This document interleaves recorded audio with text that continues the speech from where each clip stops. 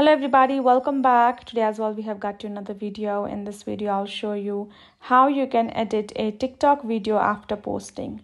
But before that, please do make sure to like our video, subscribe our channel, and yes, without any further delay, let's get started. For that, you simply need to go ahead, open up your TikTok app. Then from this section, go to this profile icon at the bottom right corner. Then go ahead, tap on a video. Then go ahead, tap on this three dot at the bottom and scroll all the way and tap on this option of edit post.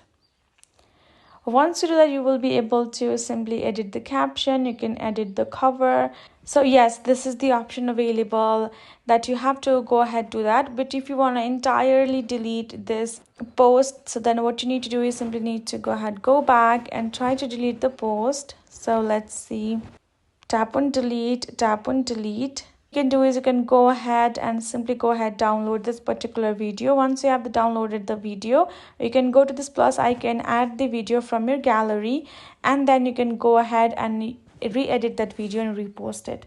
That is another way of doing it. So hope this video helped. Thank you so much for watching. I will see you guys in our next video.